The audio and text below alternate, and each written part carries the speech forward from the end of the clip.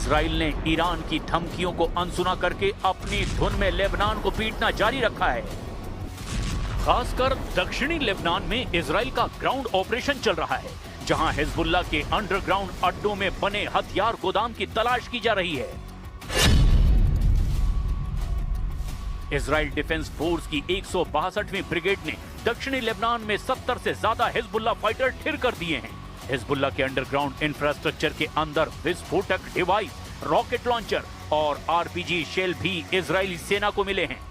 IDF का दावा है कि कल जो उन्होंने 10 मिनट में 100 एयर स्ट्राइक्स लेबनान में की, उसमें हिजबुल्लाह चीफ नईम कासिम के पर्सनल सेक्रेटरी अली यूसुफ मारे गए हैं। लगातार इस्राएली फोर्सेस लेबनान में जगह जगह पे हमले कर रहे हैं।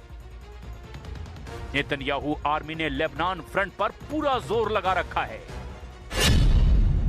आईडीएफ की 401वीं ब्रिगेड हिजबुल्लाह के अड्डों पर रेड कर रही है। आईडीएफ की 215वीं फायर ब्रिगेड की force anti tank missile launch sites, observation post और हिजबुल्लाह से जुड़े कमांड हेडक्वार्टर को तबाह कर रही है।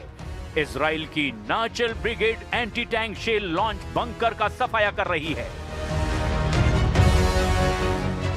इजराइल के भयानक हमलों के बीच हिजबुल्लाह लड़ाके पलटवार कर रहे हैं।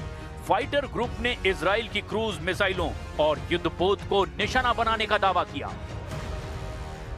हिजबुल्लाह लड़ाकों का जल्द सफाया इजराइल के लिए इतना भी आसान नहीं है। 7 अक्टूबर के नरसंहार के बाद से इजराइल लड़ाका ग्रुप को दहला रहा है। एक एक कर हिजबुल्लाह के सरगना को इजराइल ने मार डाला है।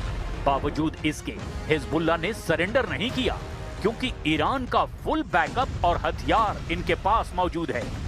लेबनान में हो रहे हमलों के बीच ईरान के प्रेसिडेंट जनता के बीच आकर हिजबुल्लाह का समर्थन जारी रखने का ऐलान कर रहे हैं।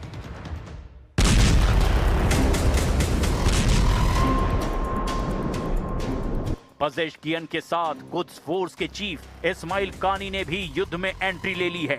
हिजबुल्लाह पर हमलों से भड़के कुद्स कमांडर कानी ने धमकी दी कि इजराइल को सबसे भयानक सजा दी जाएगी।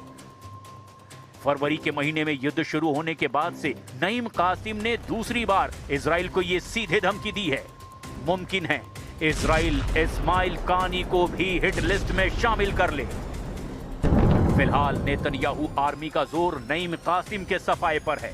इजराइल के बारे में यह भी साफ है कि उसके दुश्मनों का जिंदा रहना बहुत मुश्किल है, फिर चाहे ट्रंप नाराज ही क्यों ना हो जाएं, फिर यूरोप आखिर परेशान ही क्यों ना हो जाए, फिर खाड़ी में ही कोई दुश्मन क्यों ना बन जाए।